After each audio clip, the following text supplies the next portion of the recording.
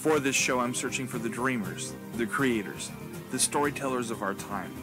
This show seeks to be entertaining, inspirational, and informative. I hope to ignite the spark of imagination and determination of you, our listener. Welcome to the Fathergamer Interviews. Hey guys, and welcome back to another interview with the Fathergamer Interviews. Last week I had the great pleasure of talking to Tom Beardsmore, CEO over at CodeSync Games. We had a great discussion about what it's like to start from a very tiny little developer working on cell phone games and smaller games, all the way up to VR and console games. This week we talked to Joseph Hughes, a small indie game developer working on the game The Box, which you can actually get on Steam right now. We discussed with him what it was like to get a game on Steam, what were all the hurdles, and what it's like to make your first game. So sit back, take a listen, hopefully you learn a little bit, and here's the interview. Hi, I'm with Joseph Hughes. He has a game on Steam. It's it's on Steam, but it's for Mac and Windows and all that stuff, right? Yes, it's Mac and Windows at the moment. We haven't really thought into taking it to other platforms, but are open to that if it comes to it. And the game is The Box. Can you describe the game to our listeners? The Box is a very atmospheric, strange platformer where I wanted to take on a challenge of approaching the game differently. So you're thinking of ways to adapt and get around your environment rather than destroying your way or killing your way through it. It's all based around colors. Colors give you different powers, and you take those colors from the enemies and obstacles in the world around you. Yeah, I noticed that the colors played a big part in that. Can you kind of describe that a little bit, like one of the scenarios might be in the game? It's as much about like a platformer as it is a puzzle game, because Right. you'll have an instance. So say the goal is at the very top of the level, and you're sitting there at the floor. So like you're in this giant cube, and the very top is the goal. So you can either take a purple power and rotate the gravity to get up there, or you can get a green power, drop an after image, then go hit a bouncer, use the bouncer to go upwards to go to your after image, and then you are in the right location to go up to that goal point. I picked two really bad ones to explain, but all these different challenges have been set up in ways that you can approach them in your own way. That was one of my favorite things about watching people stream it and watching YouTube videos of people playing it, is everybody's, for the most part, approaching these things in different ways, and it's very interesting to see. How has that been though? Like that whole process. I know I've talked to some other developers and different artists and stuff, seeing your product out and seeing how people are responding to it. I mean, how has that been for you so far? It's very rewarding. I've greatly enjoyed it. My biggest issue is getting it in front of additional people. Because once I get it into a group of people, they all like it and are happy with it. But Right. building beyond that is really the only difficult part in terms of getting it out there. Yeah, that can be one of the issues, especially in today's market with the indie scene. There's a lot of great games out there, but just getting noticed is very hard to do. Very oversaturated. Speaking of Steam, can you kind of go through the process, what it was like to get the game on Steam? Like, I'm actually pretty curious about that myself. To be completely honest, we put the game up on Greenlight, and we tried for probably a month of promoting it, getting it in front of people, trying to do these promotional campaigns to get more people to go vote for it, support it. We had lots of likes, lots of comments. Everybody was pretty positive. I think I had one negative comment. And I'm not one to go around and delete comments. I think that's petty, and you can learn from negativity. So Oh yeah. I kind of appreciate those as much as I do the positive ones. So after a month, I'm sitting there, and it's like, okay, this isn't going to go through because the votes aren't getting high enough, and we're off the front page. So I'm going to need to look into other options. So I put it on my website and was selling it with Gumroad, and just started working on the next game. And obviously was still kind of promoting it there, but I wasn't promoting Greenlight anymore.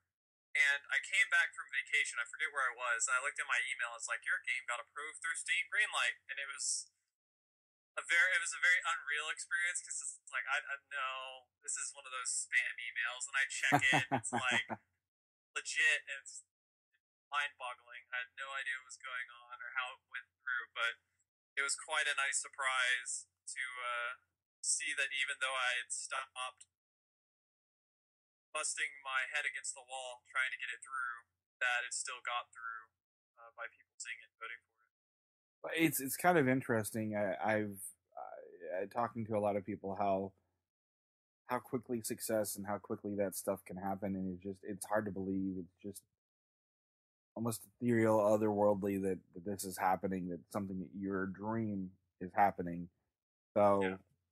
major props to you actually getting that game out, because there's a lot of people that just sit there and think, well, one day I'd like to make a game, and they never do, and you did it, so that's fantastic. Um, so the game, I noticed one of the DLC for it essentially was a soundtrack. Yes. Can you tell me how the soundtrack, a little bit about the soundtrack and where the music comes from, and The how? soundtrack was composed and as well as the sound effects by one of my buddies, John Sinclair. He is a musical genius, and he continuously blows me away with what he creates. He put a lot of time into it, and I don't know his creative process or have any idea, but he did want to sell it. I think he's still planning to put it on iTunes, but he hasn't done it yet, and Mhm. asked me to put it up on the Steam page so people could buy it there as well. If you don't have the money to pay for it, we do have it on our YouTube page, and you can listen to it for free. But all the songs are pretty fantastic for a small Yeah, 16-bit game. actually, really are. I'm a I wouldn't say gaming music snob, but I'm very much a connoisseur, and I really enjoyed what I heard. So, uh, really good job on that. So I have a few questions too. Another one is the name of your company is White Clover Worlds. Yes. Where does that come from? I like to ask that to people. Like, When I was younger, I started writing a lot, mm-hmm, and my writing was entirely just an escapist type thing. I didn't want to focus on school. I didn't want to do anything. I just wanted to write and right, distract myself. And basically, it was me playing games that I wanted to be playing while I was at school. So I'd like be playing this RPG game that I played every time when I was at home. But I'd be able to play it at school because I'd be writing about it and like writing stories that are happening in this game. So one day, my grandpa sat me down and was like, "Okay, you put all this time into writing. If you don't do anything with it, you're wasting your time." So I decided to look into doing something with it, and figured I needed a company to take that, to, I guess, be head of that. right. And I couldn't think of a name. And my favorite shirt and favorite jacket both had this white clover on it. I was like, no, that's pretty cool. Why not White Clover? So it's White Clover Inc. is the legal name. And once we launched our website, we changed it to White Clover Worlds because we intend to work within a few different worlds. They're all interconnected, and it's about delving into these different realities and having a blast. So, what do you guys have planned? Anything that you can talk about? Anything on the future horizon that you guys are working on? At the moment, we are working on a Metroidvania game. It is based around weaponry that you apply different elements into, Mm-hmm. and that gives you all sorts of different functions and makes it very exciting once you get a new element chip. It's planned to be released in June. I think Okay. we're aiming for, but that's entirely dependent on how well we keep doing on deadlines. So far, we're doing pretty good. We have that we're working on, and then I've been working on a side project on my own, which is a game that we're gearing around trying to help people relax. It's a very simple. You remember Jawbreaker? Yeah. It's kind of like that, but it's using a color palette that's been proven to help relax the mind. And then we have music from John Sinclair that is very relaxing and calming. And the intention is to have something that people can go to if, like they said, had a very stressful day or they can't calm down, they can't slow down their brain. It's just something for people to go to just kind of relax. And let go of whatever's kind of wearing on them. Kind of zen chill kind of game.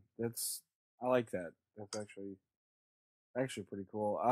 So where can everybody get your stuff? I know I know you can get your stuff on Steam, but I mean, where can we find information about you guys and websites and anything else? Best source of information at the moment is going to be through our different social media outlets, be it Twitter or Facebook. Our website, we're actively working to redo it because it's antiquated. It's way out of date. It needs to be changed. So we're working on updating it. And until it's done being updated, we're kind of keeping it in the shady background and working on that.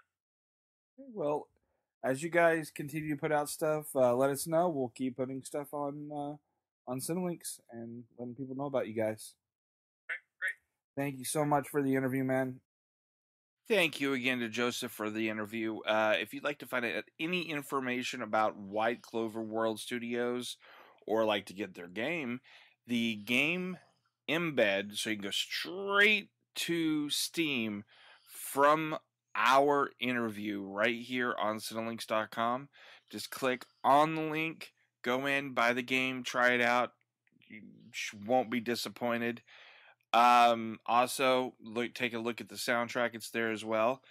And make sure to check out all of their information on the show notes as well. We have the link to their website, their Facebook, their Twitter, all that kind of stuff will be there on the website show notes. Again, thank you for listening. If you'd like to catch all of our other TFGP shows, like the Fathergamer podcast, or any of the other shows on Cinelinks, go to Cinelinks.com. We've got SCNS. Go to SCNS. You can also go to YouTube and search for SCNS Live. And there you go. Watch all their old shows. Catch up with their new shows every Thursday at 8 Central Time. Again, thank you for listening. And as always, achieve greatness.